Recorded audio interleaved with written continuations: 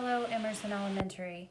This story is called The Dinosaur on Your Windowsill, and it's from a book titled The Deep Well of Time.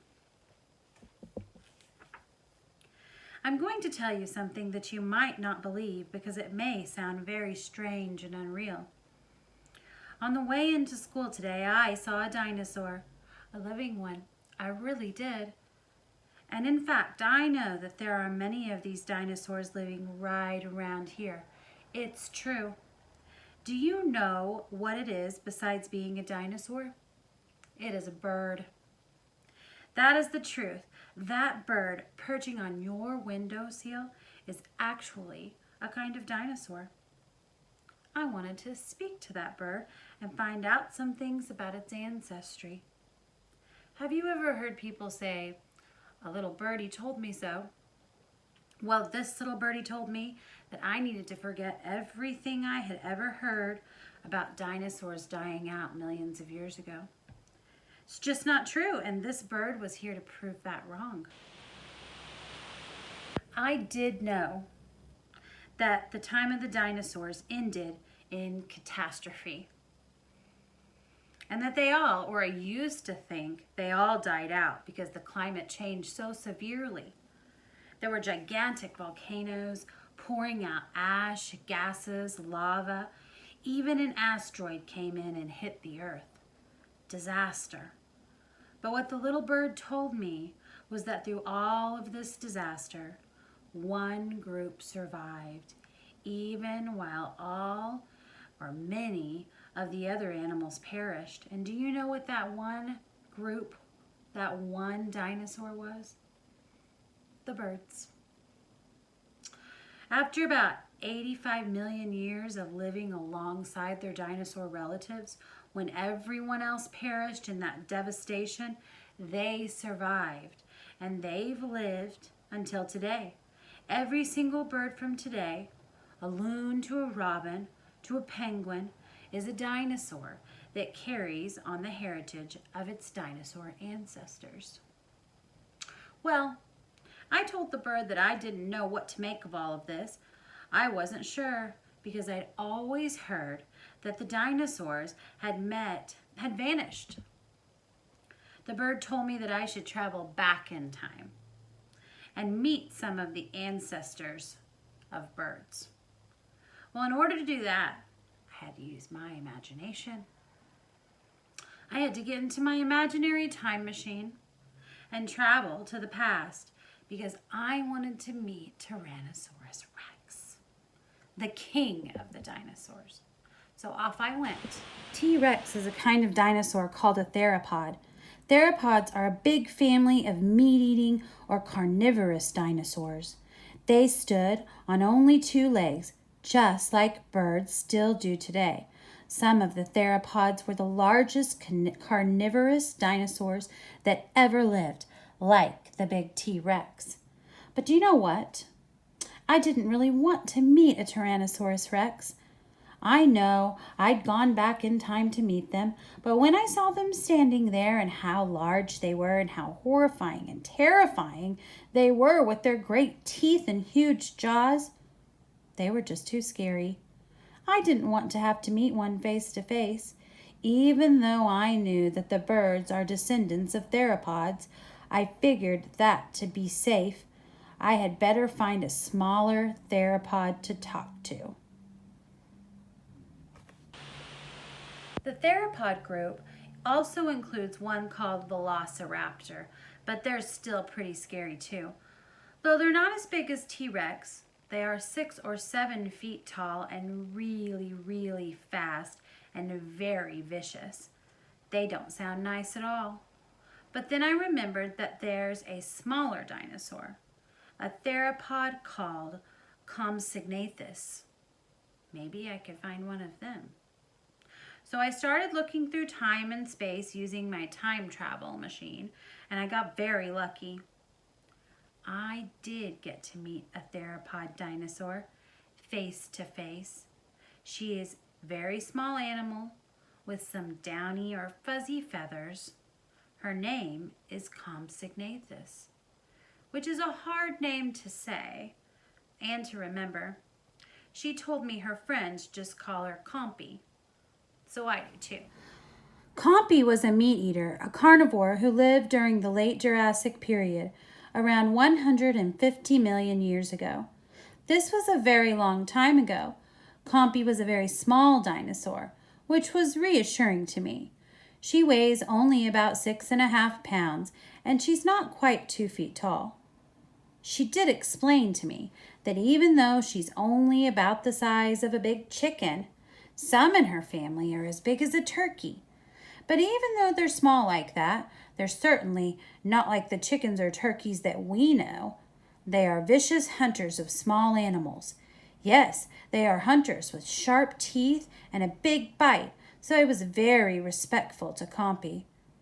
As I was being very polite with Compy, I noticed that she was posing and preening and turning her head first one way and then the other.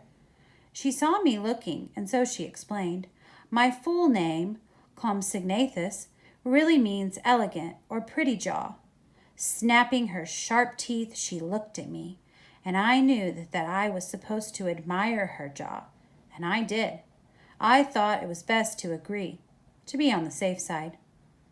Since I had been so polite, she also told me that although I couldn't see it, her skeleton was made of hollow bones. Compy is a very sprightly little dinosaur, living, lively, with 2 long, slender legs that she uses to run about. She's extremely fast, so very fast that she can easily chase down her prey like frogs, insects, and small lizards. She's able to chase them very efficiently. Of course, you know, even though birds evolved from theropods, they didn't change from Compy or T-Rex instantly. It took millions of years for them to get from then to today. But look at all the features that theropods like Compy already have. They had feathers. They walked on 2 legs like birds do, and lots of them even had a wishbone inside. Some had hollow bones like Compy. Compy suggested that I should go talk to a real ancient bird. An actual bird from very old times. Once again, I got into my machine and decided to time travel to visit someone named Archaeopteryx. I knew that birds evolved from the theropod dinosaurs, but I wasn't really clear, and I'm still not, on how Archaeopteryx fits into that progression. Maybe Archaeopteryx is closely related to the ancestors of living birds, or maybe other theropods like Compy are more closely related. To find out, I went back 145 million years, back to the late Jurassic period, and there I finally got to meet Archaeopteryx. The animal that I saw certainly seemed to be a bird, or, well, maybe it was just sort of a bird. Maybe he was happy to meet me. And he told me that his name was Archaeopteryx, but he said that I could call him Archie for short. Archie was beautiful with lovely light and dark colored plumage and many black feathers. The feathers were all over him, especially along his arms, legs, and tail. And those on the arms made them look, well, sort of like wings. Inside his body, Archie told me he even had a wishbone, like birds still do today. While we talked, Archie kept very busy munching on some insects, small reptiles, amphibians, and even a few small little mammals, like mice. Huh! What a lunch! Archie was very different from any birds that we see around us nowadays. He showed me, for example, that he had a long bony tail. Archie also had teeth. And I know that no bird today has teeth. Archie didn't really look entirely like a bird. He probably was a little more like the other small dinosaurs than birds, but Archie told me that he was actually the first known bird, even though he didn't look like one. He was quite proud to say that, so I didn't want to dispute it. He said that scientists consider him to be the first bird, or at least they did, even though they thought he might not be a true bird. His name, his actual name, Archaeopteryx, comes from the ancient words archaeos, meaning ancient, and pteryx, meaning wing. So, ancient wing. That was a great name for him because of his wings, which, of course, he showed off by flapping them for me. He was showy, but Archie wasn't very big for a dinosaur. The largest Archie and his relatives could grow was about 1.5 feet long. They weighed about 2 pounds. They were smaller than Compy, but bigger than a lot of today's birds. So it seemed that Archaeopteryx had some of the features of dinosaurs and some features of birds. The thing was, like Archie told me, he was something like our birds, but probably not their direct ancestor. But both Archie and Compy had a lot that birds have inherited and use even today. We were able to decide on 5 big things, critical things that happened in the evolution of dinosaurs into birds.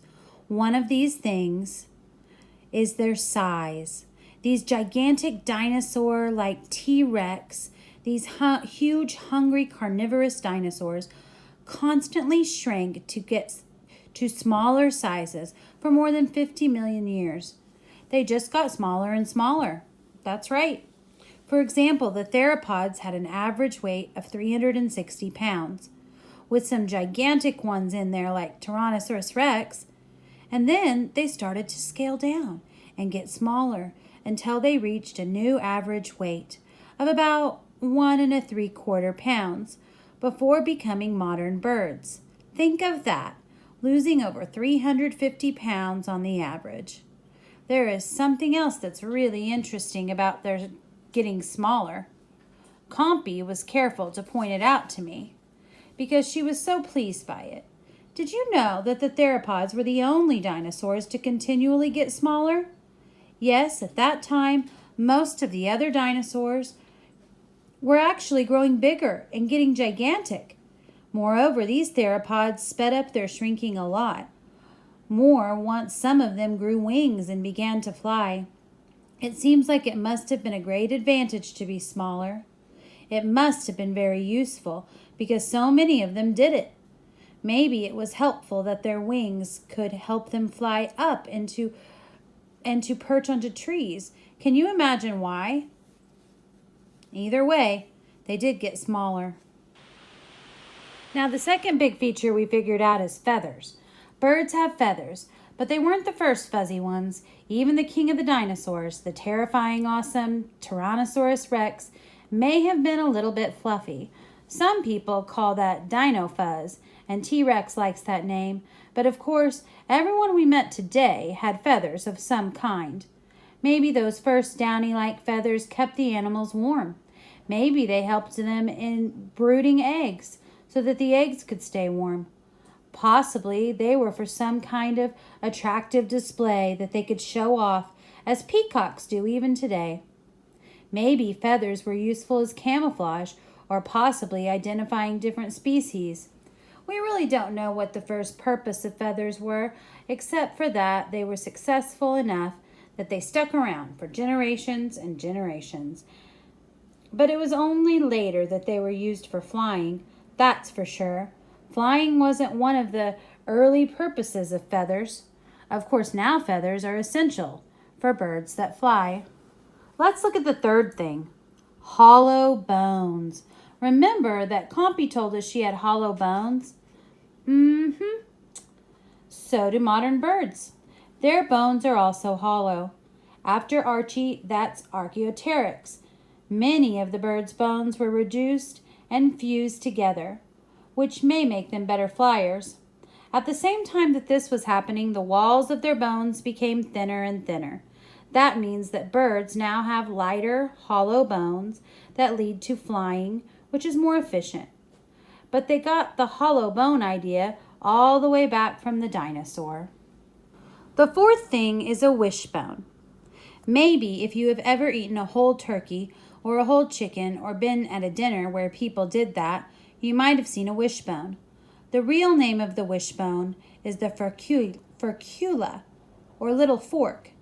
The wishbone is actually made up of the collarbones of the bird fused together in the center. It really helps them in flying because it can be springy. Archie explained that birds from his time on had wishbones. However, Compy was quick to say, way before birds, the wishbone was widespread among the theropods. The birds just kept that great idea. You know what? If you happen to eat Tyrannosaurus rex or another theropod for Thanksgiving and you carved it up, you might be surprised to find a wishbone right there in the dinosaur's breast, just like a turkey or a chicken. Of course, I don't think you'll probably have one of those for dinner. Now let's look at the fifth thing, beaks. Birds have beaks. Some people call them bills. Beaks are remarkable arrangements that are used for many things by birds. A beak is the mouth part for the bird, isn't it? Birds use beaks for finding food, for making nests, for cleaning themselves, and even caring for their young. It's possible that one reason birds are so successful is because they have beaks. In other words, maybe beaks have led to their success. But birds have had beaks for a long time. The first known birds to have a modern beak is an 85-million-year-old bird called Hesperornis bird. In modern birds, there are two bones in the beak called the premaxillary bones. These bones fuse together to form the beak, an idea that the birds have had for more than 85 million years. Even before that, dinosaurs had those premaxillary bones. They just hadn't fused together in the way that they do with modern birds. All those 5 things that we've talked about connect today's birds with Archie and Compy and all of the other theropods of prehistoric times. I need to wave goodbye now to Archie and Compy and even T-Rex and head back from my trip in prehistoric times. Now that I'm here in modern times, I know that I'll see dinosaurs today. Yes, I will. Real ones right outside. They're here, many of them.